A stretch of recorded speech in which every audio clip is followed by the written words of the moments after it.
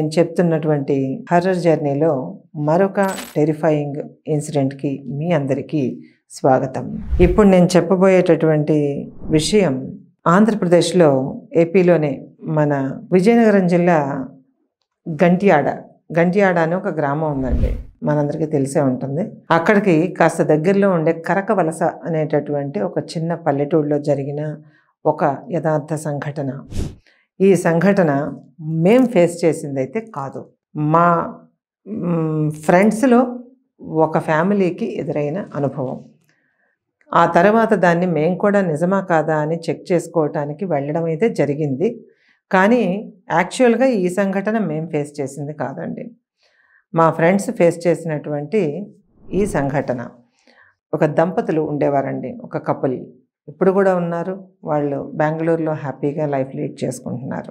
సరే, వాళ్ళు కూడా మన హర్రర్ జర్నీని చూస్తున్నారు రెగ్యులర్గా. మా సంఘటన ఎప్పుడు వేస్తారు అని అడుగుతున్నారు. సో ఈ రూపంలో వాళ్ళు ఎదుర్కొన్నటువంటి భయానక సంఘటన కరకవలస మర్రి చెట్టు గురించి చెప్పబోతున్నాను. ఇక ఆలస్యం చేయకుండా వాళ్ళతో పాటు అందరం కూడా రెడీ అయిపోదామండి. సో వాళ్ళు కూడా ఇది చూస్తూ ఉన్నట్లయితే హాయ్ అండి, అంత బాగున్నారనుకుంటున్నాను.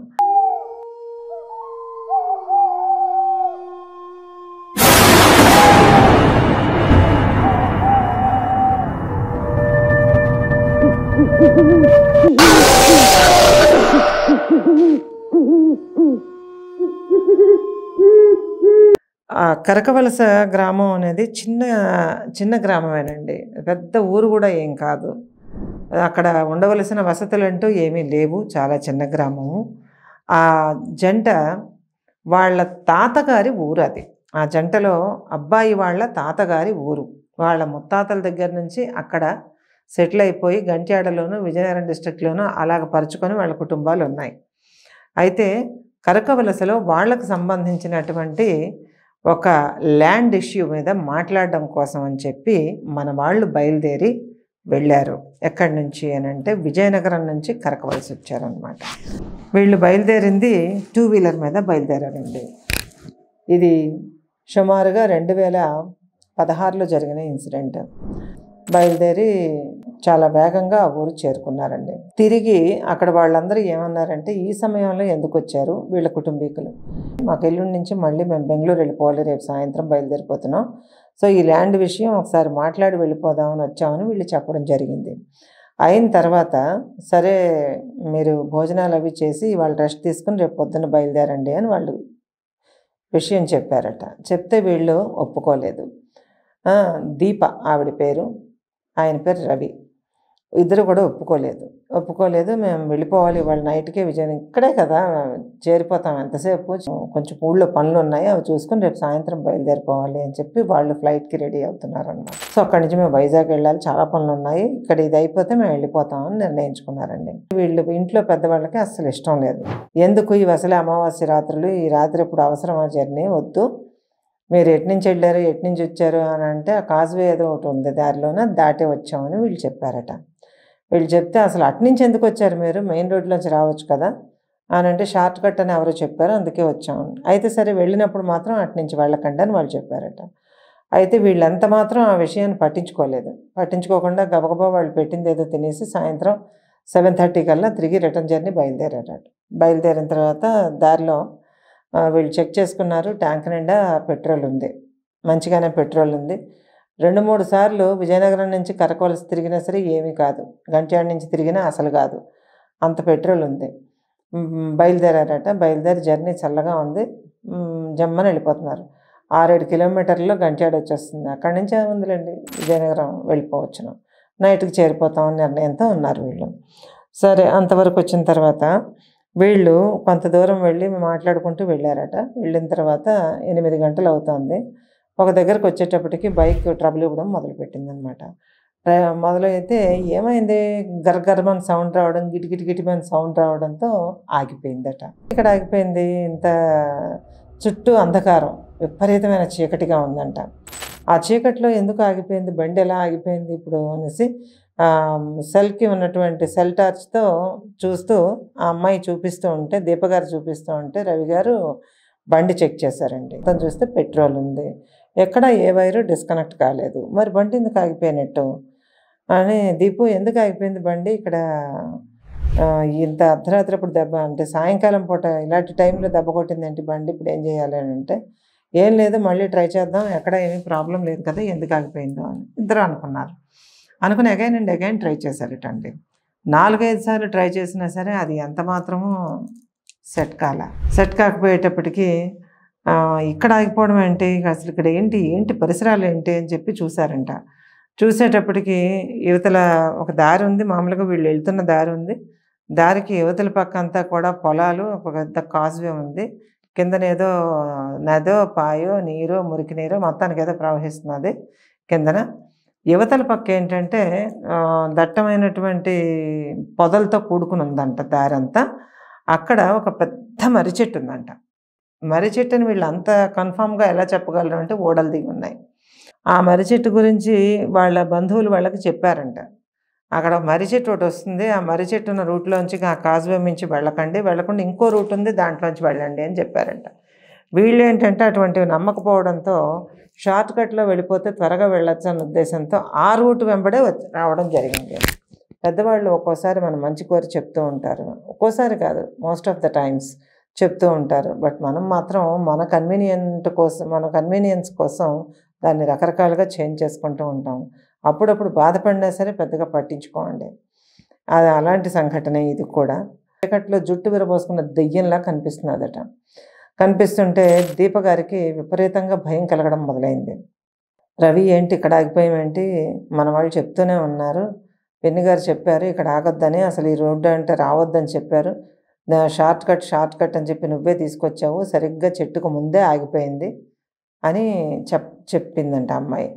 చెప్తే నువ్వు లేనిపోనివన్నీ ఇలాగ పెడతావు, ఏదో ట్రబుల్ అయి ఉంటుంది, ఆగింది, ఏం లేదు చూద్దాము, ఒక 5 నిమిషాలు చూద్దాం, ట్రై చేసి కుదరకపోతే ఇలాగ సెల్ టార్చ్ వేసుకుంటూ బ్యాక్కి ఇంటికి వెళ్ళిపోతే అయిపోతుంది. అంతా 6 కిలోమీటర్లు దాటొచ్చాం, ఇప్పుడు 6 కిలోమీటర్లు నడిచి వెళ్ళాలి అంటే 6 కిలోమీటర్లు ఎందుకు నడిచి వెళ్ళాలి, అసలు ఇక్కడి నుంచి గంట్యాడే 6-7 కిలోమీటర్లు అయితే ఏం మాట్లాడుతున్నావు నువ్వు అని అమ్మాయి అందంట. ఆయన అంటే 6 కిలోమీటర్లు అంటున్నాడట అతను. ఏంటి 6 కిలోమీటర్లు, ఏం మాట్లాడుతున్నావు నువ్వు, ఓకే నువ్వు ఎందుకలా మాట్లాడుతున్నావు, భయం వేస్తుంది రవి, ఎందుకలా మాట్లాడుతున్నావు అని అమ్మాయి అడుగుతున్నదట. అడుగుతుంటే అతను పట్టించుకోకుండా బండి రైస్ చేస్తున్నట్టుగా జమ్ అని సౌండ్ వస్తుంది కదండి, అట్లాగే ఇట్టే రైస్ చేస్తూ 6 కిలోమీటర్లు 6 అంటే 6 అంటున్నాడంట. ఏంటి 6 అంటే 6, ఏం మాట్లాడుతున్నావు అని ఈమెకి ఏడుపు చేస్తాను. అంటే అవును 6 కిలోమీటర్లు, ఎందుకు కదా 6 కిలోమీటర్లు, కావాలంటే చూసుకో అని అంటున్నాడంట. అని ఎంతకీ ఈ 6 కిలోమీటర్లు కావాలంటే అసలు వాళ్ళ ఇంటి నుంచి గంట్యాడ గ్రామానికి 6 కిలోమీటర్లు 7 కిలోమీటర్లు 7-8 ఉంటుంది మొత్తం తక్కువ ఎక్కువ. అటువంటిది అదే మాట ఎందుకు చెప్తున్నాడు అని చెప్పేసి ఈమె ఊరుకుని లాగపెట్టి లెంపకాయ కొట్టిందండి భర్తని. లెంపకాయ కొట్టేటప్పటికి ఒక్కసారి తడుముకొని ఏంటి దీపు, ఇంకా మనం ఇక్కడే ఉన్నామా అని అడుగుతున్నాడట. ఏంటి రవి నువ్వు మాట్లాడుతుంటే నాకు భయం వేస్తుంది, మాట్లాడితే 6 కిలోమీటర్లు అంటావు, ఏదేదో మాట్లాడుతున్నావు, చెప్పిందే చెప్తున్నావు, అసలు ఇక్కడ బండి వద్దు ఏమొద్దు, వదిలేసి మనం టార్చ్ వేసుకుని వెళ్ళిపోదాం పదా అని చెప్తే అలాగా చూస్తున్నాడంట బండికేసి చూసిపోయి బండి తోసుకెళ్ళిపోదాము అని అన్నాడట. ఇలా దారిలో ఎలా వదిలేసి వెళ్తామని. ఏం కాదు వెళ్ళిపోదాం అని అంటే, లేదు నేను రావాలని లేదు, నాకు 6 కిలోమీటర్ల దూరంలోనే ఉన్నాను నేను, అయినా నాకు రావాలని లేదు అని చెప్పి ఆ బండి వదిలేసి దీపాన్ని వదిలేసి ఆ మర్రి చెట్టుకేసి పరుగు తీయడం ప్రారంభించేటటండి. మర్రి చెట్టుకేసి పరుగు తీస్తూ ఉంటే ఆ అమ్మాయి హడలిపోయింది. ఏయ్ రవి ఎక్కడికి వెళ్ళిపోతున్నావు, ఆగు అని చెప్పేసి ఏడుస్తూ ఈమె కూడా అతని వెనకాతలు పరిగెత్తడం మొదలుపెట్టింది. ఎంత దూరం కూడా లేదండి, ఒక 10-15 అడుగులు మ్యాక్సిమం, అంటే రోడ్డు పక్క నుంచి ఒక 15-20 అడుగులు మ్యాక్సిమం అనమాట. పక్కనే ఉంది ఆ చెట్టు, ఆ ఎదురుగానే బండి ఆగిందనమాట. 6 కిలోమీటర్లే, 6 నేను వస్తున్నాను ఎందుకు అటు ఇటును అని ఏదేదో వాగుతూ ఏదేదో మాట్లాడుతూ పిచ్చిగా మాట్లాడుతూ అటువైపు పరుగు తీయడం ప్రారంభించాడు. ఈమె కూడా అనుసరించి పరుగు తీసిందంట. తీసిన తర్వాత అక్కడ 2 ఓడలు ఇట్లా పట్టుకుని ఇలా ముందుకి వెనక్కి ఉయ్యాల వల్లే ఊగుతూ అదొక రకంగా నవ్వుకుంటూ అదొక రకమైన ఆనందాన్ని అతను వ్యక్తపరుస్తూ ఉండడం జరుగుతుందట. అది ఏంటో కూడా తెలియదు. ఎందుకో తెలీదు. మొత్తానికి ఆ అమ్మాయికి అర్థమైంది ఏంటంటే తన హస్బెండ్‌కి ఏదో మొత్తం మీద పట్టుకుంది. పొసెస్డ్. ఎలాగ ఇందులోంచి బయటపడాలి? అసలు ఆ అమ్మాయికి ఏం అర్థం కాలే. ఓ పక్క చీకటి, ఓ పక్క అరచేతుల్లో చెమట పట్టేసి సెల్ ఫోన్ జారిపోతున్నది. అతడి చేతిలో ఫోన్ ఏమైందో కనపడటం లేదు. ఈ ఒక్క సెల్ ఫోను దీంతోనే ఈ అమ్మాయి చేతిలో ఉన్న దాంతోనే చూస్తోంది. ఆ చిన్న వెలుగులో చూస్తుంటే మర్రి చెట్టేమో జుట్లు విరబోసుకున్న భూతంలాగా, దెయ్యంలాగా చుట్టుపక్కల నుంచి ఎవరో తొంగి చూస్తున్నట్టు రకరకాల భ్రాంతులు ఈమెకు కలగడం మొదలుపెట్టాయి. కలగడం అంటే చీకట్లోని మనకే దగ్గరికెళ్ళి చూస్తే ఏదో అనిపిస్తుంది. దూరం నుంచి చూస్తే మనకు భయమేస్తూ ఉంటుంది. కావాలంటే చెట్ల ఆకులు కూడా ఒక్కోసారి మనం భయపెడతాయండి చీకట్లో. తీరా దగ్గరికెళ్ళి చూస్తే కొమ్మ తప్ప ఏమి ఉండదక్కడ. అలాంటిది భయం అనేది మనిషి మనసులో ప్రవేశించుకునే పోవాలి. ఒకసారి భయం అనేది ఎంటర్ అయిందంటే ఎటువంటి వాళ్ళైనా సరే కుదేలైపోవాల్సిందే. అతను ఆ 2 మర్రి ఓడలు పట్టుకొని ముందుకి వెనక్కి ఊగుతున్నాడంట. ఊగుతుండి 2 కాళ్ళు పిల్లలు ఆడుకుంటారు కదా, అట్లా ఆడుకుంటారు. సాఫ్ట్‌వేర్ ఇంజినీర్ అయ్యుండి ఒక ఫ్యామిలీని రన్ చేసుకుంటున్న ఒక పెద్ద వ్యక్తి, అప్పటికే 35 ఇయర్స్ ఉంటాయి. అతను ఇలా చిన్నపిల్లాడిలా బిహేవ్ చేయటము, తర్వాతేమో ఏదేదో మాట్లాడుతుండటము, లింక్ లేకుండా మాట్లాడటము, ఊడలు పట్టుకుని ఊగుతూ ఉండటము, తర్వాత ఆ ఊడలు పట్టుకుని నేను స్పైడర్ మ్యాన్ లేకపోతే ఇంకేదో మ్యాన్, సూపర్ మ్యాన్ అనుకుంటూ ఊడలు పట్టుకుని ఊగటము, తర్వాత ఖాళీగా ఉన్న ఊడలు పట్టుకుని టార్జాన్ నేనని చెప్పి ఊగుతున్నాడంట. ఊగుతుంటే నాలుక బయటపెట్టి పళ్ళు ఇకిలిస్తూ నవ్వుతున్నాడంట. నవ్వుతూ ఉంటే ఈమెకి గుండె జారిపోయిందనమాట. అతనికి ఏదో దెయ్యం అయితే పట్టుకుంది ఖచ్చితంగా మర్రి చెట్టు దగ్గర. ఏంటి అసలు అనవసరంగా వచ్చామా, వాళ్ళ మాటలు వినుండాల్సిందా అని మేము బోరుమని ఏడుస్తూ ఫోన్ చేయడానికి ట్రై చేస్తున్నాను ఇంటికి. అక్కడ సిగ్నల్ లేదు. తర్వాత తన హస్బెండ్ సెల్ అక్కడెక్కడ దూరంగా ఉండి వెలుగు కనబడుతోందనమాట. అక్కడికి వెళ్ళి పరిగెత్తి తన హస్బెండ్ సెల్ తీసుకుని రవి గారి సెల్ చూస్తే 2 సెల్లులలోనూ సిగ్నల్ లేదు. ఆమె ఆ బండి ఆగేంత వరకు కూడా ఆమె వాళ్ళ ఇంట్లో వాళ్ళతో మాట్లాడుకుంటూనే వస్తుంది. అప్పటిదాకా ఉన్న సిగ్నల్ ఆ క్షణంలో ఎందుకు పోయిందనేది ఆమెకు కూడా అర్థం కావట్లేదండి. లేదు, కొంతసేపు అయిన తర్వాత నవ్వులు ఆగిపోయాయండి. చూస్తే ఆ ఓడల్లో అతను కనపడలేదు. కనపడకపోయేసరికి ఆమెకి ఎంత భయం అనిపించిందంటే గుండె ఆగినంత పని అయిందనమాట. 2 సెల్ ఫోన్లు పట్టుకొని పటా కొట్టేస్తుందంట.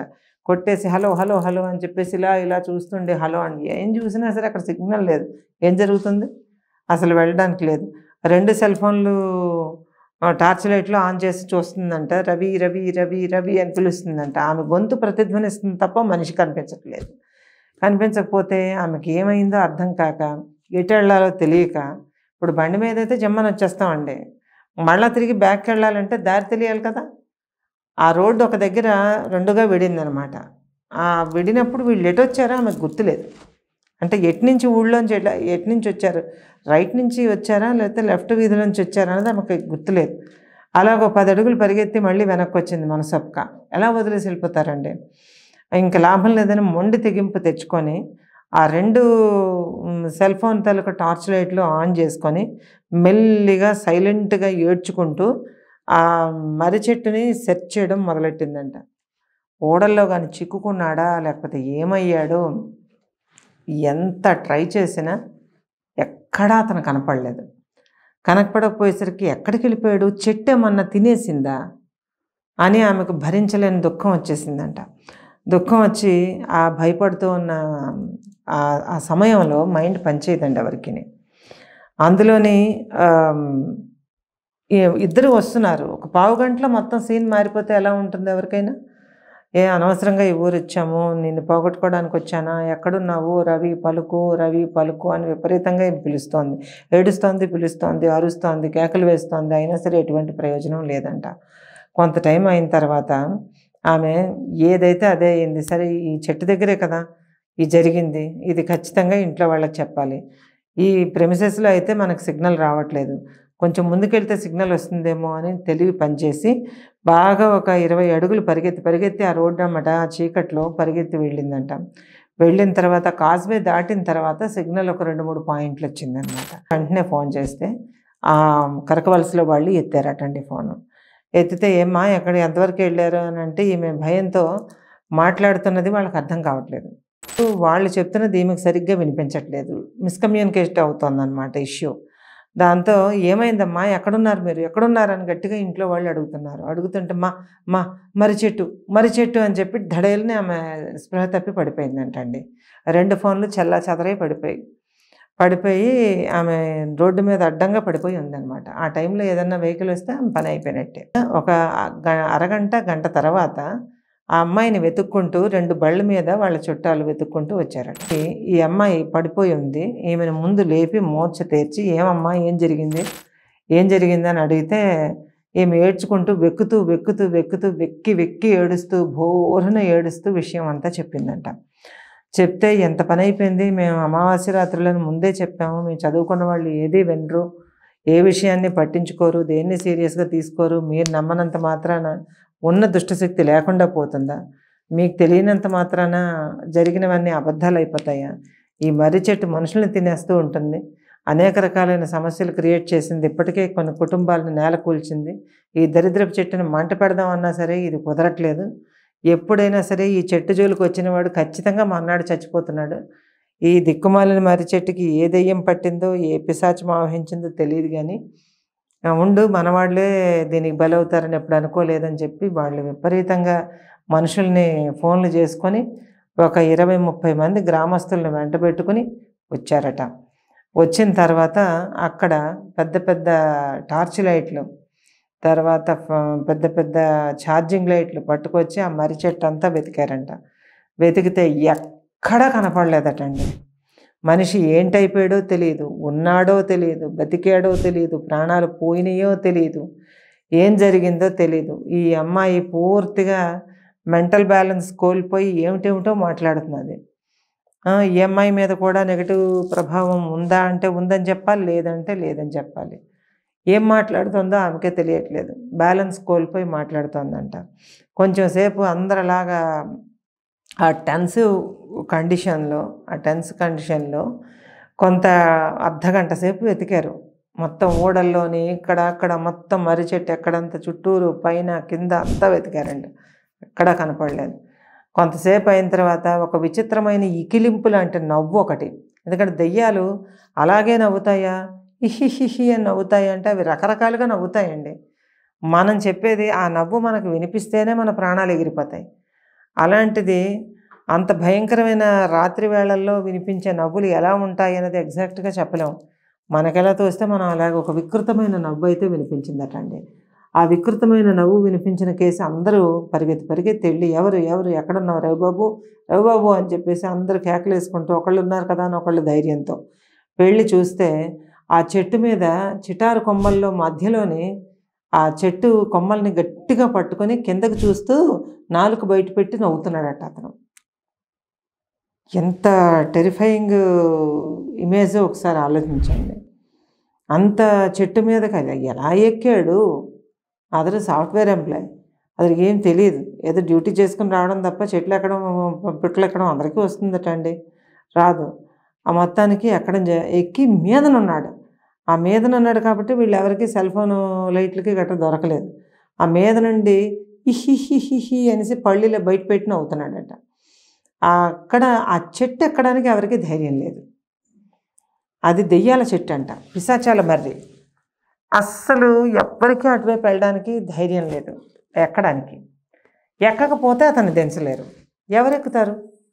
కాస్త ధైర్యవంతులైన యువకులు ఒక 2-3 ముందుకు వచ్చారు కానీ మళ్ళీ వెనకడిగేశారంట. ఎవరి ప్రాణాలు రిస్క్లో పెట్టుకుని అలాంటి చోట పనిచేస్తారండి? అలాగా ఎంతమందిని బతిమాలినా సరే ఎవ్వరూ ముందుకు రాలేదంటే టైం చూశారు. టైం చూస్తే ఇంకా 9 అయింది, ముందుకు రాలేదు. ఈ అమ్మాయి మెంటల్ బ్యాలెన్స్ పోగొట్టుకుని ఏంటేంటో మాట్లాడుతున్నది. పైగా ఈ అమ్మాయి పెద్ద కేక పెట్టిందంట అండి, దీప అన్న అమ్మాయి. పెద్ద కేక పెడితే ఎందుకు అలా కేక పెట్టిందా అని సగం మంది అటువైపు పరిగెత్తారు. పరిగెత్తితే ఆ అమ్మాయి ఎటువైపో చెయ్యి ఇలా పెట్టి చూపిస్తూ విపరీతంగా ఏడుస్తోంది. ఆమె చూపించిన వైపు చూస్తే చీకటి తప్ప ఏం కనిపించట్లేదు. మరి ఆ అమ్మాయికి ఏం కనిపిస్తోందో వీళ్ళకి అర్థం కావట్లేదు. ఆ తీరా చూస్తే ఆ అమ్మాయిని గట్టిగా 2 లేపకాయలు కొట్టి ఏమైంది, ఏం కనిపించింది నీకు, ఏం కనిపించింది అంటే అదిగో అక్కడ ఉరిపోసుకుంటున్నాడు మా ఆయన, వెళ్ళి కాపాడండి, మా ఆయన ఉరిపోసుకుంటున్నాడు, వెళ్ళి కాపాడండి అని అరుస్తుందంట అమ్మాయి. ఆ తర్వాత ఆ అమ్మాయి గొంతులో 2 వాయిస్లు వినిపిస్తున్నాయంట. అంటే షీ వాజ్ ఆల్సో పొసెస్డ్. ఆమెను కూడా పట్టుకున్నాయి ఏవో తెలీదు. పొజిషన్ అలాగే ఉంటుంది మరి. ఏంటో అర్థం కాలేదు వీళ్ళకి. ఏమైందమ్మా ఏమైంది అని అంటే ఒక మగ గొంతు ఈమె గొంతు కలిపి వినిపిస్తున్నాయి ఎట్ ఏ టైం. పల్లెటూరులో ఉన్న వారికి ఈజీగా తెలిసిపోతుందండి. ఈ అమ్మాయిని కూడా ఏదో దయ్యం పట్టుకుంది, పట్టుకుంటారా లేకపోతే ఆ కాజువేలు నుంచి కింద దూకిగలదు, పట్టుకుంటారా అని చెప్పేసి ఇటిద్దరు అటిద్దరు దృఢకాయులైన మగవాళ్ళు గట్టిగా పట్టుకున్నారట అమ్మాయిని. పట్టుకుంటే నవ్వుతుందంట, నాలుక బయట పెడుతుందంట, పిచ్చి నవ్వులు నవ్వుతుందంట. ఒక రైట్ హ్యాండ్తో అంటే కుడి చేయి పట్టుకున్న వాళ్ళని ఒక చేత్తోని ఇలాగ మోచేత్తోని, ఎడం చేయి పట్టుకున్న వాళ్ళని ఎడం మోచేత్తోని విడిపించేసుకుని పరిగెడుతుందంట రోడ్డు మీద. అంత బలం ఎక్కడి నుంచి వచ్చింది ఆ అమ్మాయికి? స్త్రీలకు బలం శారీరక బలం తక్కువ ఉంటుంది. అంత బలం ఎలా వస్తుంది ఆ అమ్మాయికి, 30 ఏళ్ళ అమ్మాయికి? ఆ అమ్మాయి వెనక నలుగురు పడి ఆ అమ్మాయిని పట్టుకున్నారు. ఆ అమ్మాయిని పట్టుకుని ఇంటికి తీసుకుపోయారు. ఇంక ఈ మిస్టరీ తేలేదు ఎప్పుడు. ఈ మిస్టరీ ఎలా తేలుతుంది? ఊర్లో సగం మంది జనం మగాళ్ళు, బాగా ధైర్యవంతులైన మగాళ్ళు ఒక 20 మంది దాకా చెట్టు దగ్గర పోగయ్యారు. పోగయ్యి ఎటువంటి దృశ్యం చూడాల్సి వస్తుందో తెలీదు. ఆమె ఉరిపోసుకున్నాడు అని చెప్పింది నిజమో కాదో తెలీదు. ఆ మర్రి చెట్టు మొదట్లో ఎవరున్నారో తెలీదు. ఆ మర్రి చెట్టు ఎక్కడానికి ఎవరికి ధైర్యం చాలటం లేదు. ఇలాంటి చిత్రమైన కండిషన్లో 1 అవర్ క్షణం ఒక నరకంలాగా గడిపారటండి. గడిపిన తర్వాత అక్కడ ఉన్న వాళ్ళందరూ వాళ్ళకు ఒక ఐడియా వచ్చి, సరే ఇక్కడ పీర్ల సాహిబ్ ఉన్నాడు కదా, సాహిబుని తీసుకొద్దాం, సాహిబుని తీసుకొస్తే ఏమన్నా చేస్తాడేమో అని చెప్పేసి ఊళ్ళోకి పరిగెత్తుకుని వెళ్ళి ఆ సాహిబుని పట్టుకొచ్చారటండి. ఆయన చూస్తూనే ఆయన ఏదో బీజాక్షరాలు వల్లించడం మొదలుపెట్టాడంట. ఇస్లామిక్ బీజాక్షరాలు ఏవో వల్లించడం మొదలుపెట్టి అతని చేతిలో ఉన్న నెమలి కంఠాల తాలూకా చీపురు కట్టలాగా ఉంటుంది కదండి, దాంతో గాల్లోకి అటు ఇటు కొన్ని గుర్తుల్లాగా గాల్లోకి వేస్తూ ఉన్నారట. అతను గాల్లోకి వేస్తూను ఏవో మంత్రాలు చదువుతూను అతని పేరు పెట్టి పిలుస్తూను కొంత ప్రక్రియ ఏదో చేశారట. ఆయన చేసిన తర్వాత కొంత వాటర్ తెప్పించి ఆ వాటర్ని మంత్రించి అందులోకి ఏదో అతని ప్రక్రియలేవో అతను చేసి ఆ వాటర్ని ఆ మర్రి చెట్టు అంతా కూడా సంప్రోక్షణలాగా వెయ్యమని చెప్పాడంట. ఇలాగా జల్లమని స్ప్రిల్ చేయమని చెప్పాడంట. చెప్పిన తర్వాత అతను చెప్పిన ప్రకారంగా చేయడానికి ఒక్కరూ ముందుకు రాలేదు, అందరికీ భయమే. ఆఖరికి అతను చేత్తోని గాలిలోనూ కొన్ని గుర్తులు ఇలాగ ఏమో గుర్తులు, బీజాక్షరాల గుర్తులు గాలిలో ఉట్టి చేత్తో ఇలా రాసుకుంటూ అలాగ అక్కడికి వెళ్ళి ఆ చెట్టు చుట్టూరు అలాగే రాసుకుంటూ తిరిగి, చాలా పెద్ద చెట్టు అండి అది, చెట్టు చుట్టూ తిరిగి చెట్టు మీద వరకు తిరిగి అక్కడి నుంచి పైకి చూసి అతన్ని కిందకి దిగమని ఆజ్ఞాపన చేస్తూ ఉన్నాడంట. అలా ఆజ్ఞాపన చేస్తూ కిందకి దిగమని అరుస్తూ పెగిరిస్తూ మంత్రాలు చదువుతూ గాల్లో గుర్తులు వేస్తూ అలాగా ఆ ప్రక్రియ ఆ పీర్ల సాహిబ్ గారు సుమారు గంటన్నర సేపు ఆ కాన్సన్ట్రేషను అదే పని మీద చేశారంటండి. అదే కాన్సన్ట్రేటెడ్గా జపిస్తూ ఉన్నారట.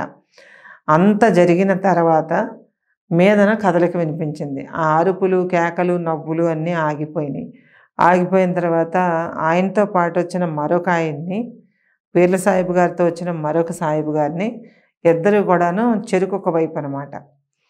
మర్రి చెట్టుకి ఇటువైపు ఒకళ్ళు వెనక వైపు ఒకళ్ళు కొంతసేపు, ఈ పక్కన ఒకళ్ళు కొంతసేపు, అట్లాగా 4 దిక్కులా బంధించి మొత్తం ఆ చుట్టూరా అష్టదిగ్బంధనంలాగా చేసి అతన్ని కిందకి దించే ప్రయత్నం చేశారటండి.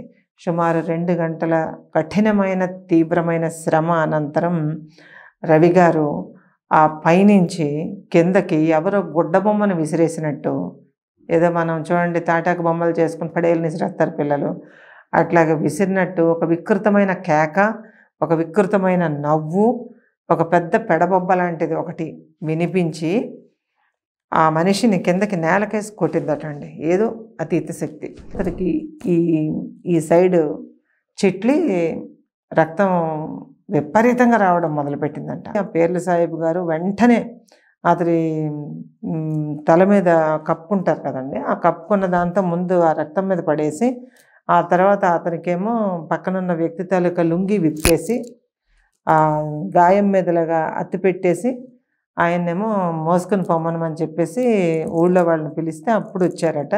వచ్చి అతన్ని మోసుకుని వాళ్ళ ఇంటికి తీసుకువెళ్ళారట. అక్కడ నేను వస్తాను, ఇక్కడ ఒక్క రక్తపు చుక్క కూడా మట్టిలో ఇంకకూడదు, తీసుకుపోదండి నేను వస్తానని చెప్పేసి అతన్ని తీసుకుపోమని పేర్ల సాహిబ్ గారు ఇంకొక అతను కలిపి ఆ మట్టిని ఒక 6 అంగుళాలు లోపలికి తవ్వి ఆ తవ్విన మట్టిని అంతటిని ఒక కవర్లో వేసుకుని అక్కడ ఒక్క చుక్క రక్తం కూడా లేకుండా బాగా సెర్చ్ చేసుకుని వాసన మట్టికి ముక్కుకు వాసన చూసుకుని అది వదిలేసిన తర్వాత అక్కడి నుంచి బయలుదేరి వచ్చారటండి. ఇంటి దగ్గర వీళ్ళిద్దరికి భార్యాభర్తలిద్దరికీ పేర్ల సాహిబ్ గారే అవసరమైన ఉపచారాలు కొన్ని చేశారట. అట్లాగే వాళ్ళ పేర్లు వాళ్ళ తాలూకు వ్యవహారం అంతా అతనికి కావలసిన వివరాలు ఏవో తీసుకుని అవసరమైన పరిహారాలన్నీ చేసిన తర్వాత తెల్లవారు గట్ల 3 గంటలకి వాళ్ళకి తెలివొచ్చిందటండి. తెలివొచ్చిన తర్వాత ఆ దెబ్బకి గాయానికి మందు వెయ్యాలి, హాస్పిటల్కి తీసుకెళ్ళాలన్నా తెల్లవారాలి. అమావాస్య రాత్రులు కాబట్టి ఆ రాత్రి అక్కడికి వెళ్ళడానికి వీల్లేదు అని చెప్పేసి ఆయన మంత్రించి ఒక మాత్రం విభూతి పసుపు కలిపి ఆ గాయం మీద వేసేసి కట్టు వదిలేశారటండి. మరుసటి రోజు పొద్దుట 3 గంటలకు మెలకు వచ్చింది, తెల్లవారు గట్ల. ఆ అమ్మాయికి ఉదయం దాకా మెలకు రాలేదు.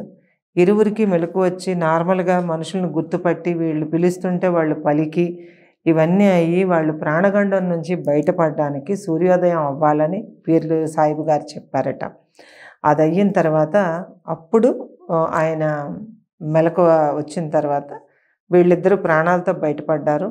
ఆ చెట్టుని ఆశ్రయించుకుని మర్రి చెట్టుని ఆశ్రయించుకుని సుమారుగా 600-700 సంవత్సరాల నుంచి ఒక ప్రమాదకరమైనటువంటి ఒక దుష్టాత్మ ఒక పిశాచి ఆవహించుకుని ఉంది. అటువైపు నుంచి ఎవరు వెళ్ళినా కూడా దానికి ఇష్టమైతే, దానికి ఇంట్రెస్ట్ అనిపిస్తే, దానికి ఇన్వొకేట్ జరిగితే, అంటే ఇన్వొకేషన్ అనేది దాన్ని ఆకర్షించే విషయం ఏదో వీళ్ళల్లో ఉంటే గనక ఇలాగ అల్లరి పెడుతూ ఉంటుంది. ఒక్కోసారి మనుషుల్ని ఏదో ఒకటి చేసి వాళ్ళు ప్రమాదానికి గురయ్యేటట్టు చేస్తూ ఉంటుంది.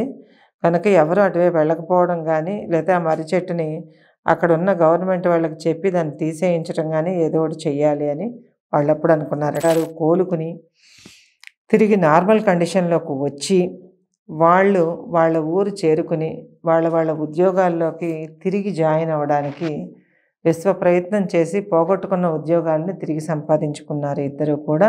వాళ్ళిద్దరికీ ఇదంతా జరగడానికి సుమారుగా 1 నెల రోజులు పట్టిందటండి.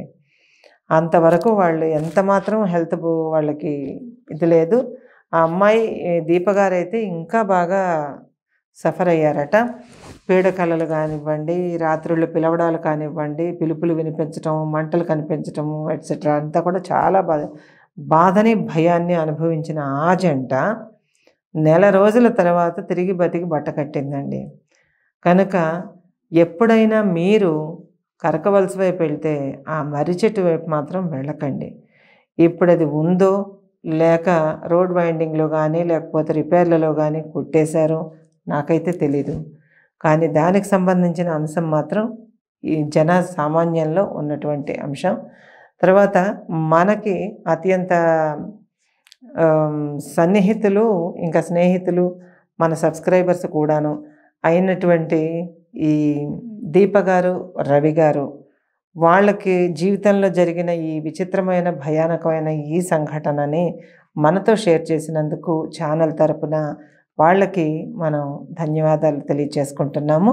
అంతేకాకుండా ఇలాంటి ఇష్యూస్ ఎవరైనా ఎప్పుడైనా పెద్దవాళ్ళు చెప్తే గనక కొట్టి పారేయకుండా జస్ట్ వినడం వల్ల మనకు పోయేది ఏమీ లేదు.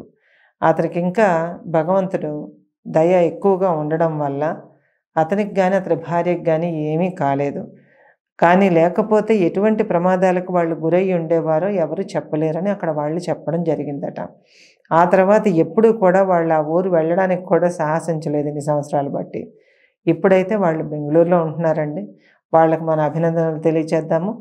సో ఈ కథ కూడా మీకు నచ్చిందని, ఇది మేము ఫేస్ చేసింది కాదు, ఇది మీకు నచ్చిందని, మీకు తప్పకుండా ఇటువంటి సంఘటనలు ఏమన్నా జరిగినట్లయితే మీకు తెలుసున్న వాళ్ళకి కానీ ఎవరికైనా ఇన్సిడెంట్స్ ఒకవేళ జరిగినట్టయితే మన ఛానల్కి తెలియచేయండి, మెయిల్ చేయండి. తప్పకుండా మీ కథని మన ఛానల్లో మీకు నేను వినిపిస్తాను. సో మరొక హారిఫయింగ్ ఇన్సిడెంట్తో మీ ముందుకు వస్తాను. ముందర మీరు ఛానల్ని అంటే మన ఛానల్లోంచి ఎగ్జిట్ అయ్యే ముందు ఒక్కసారి ఒక లైక్ చేసి ఒక కామెంట్ పెట్టి ఎగ్జిట్ అవ్వండి. సో మీరు పెట్టే ప్రతి ఒక్క కామెంటు, ప్రతి ఒక్క లైక్ నాకు చాలా బూస్టప్‌గా పనిచేస్తుంది. సో మరొక మంచి ఇన్సిడెంట్‌తో మళ్ళీ మీ ముందుకొస్తాను. అంతవరకు సెలవు. బాయ్.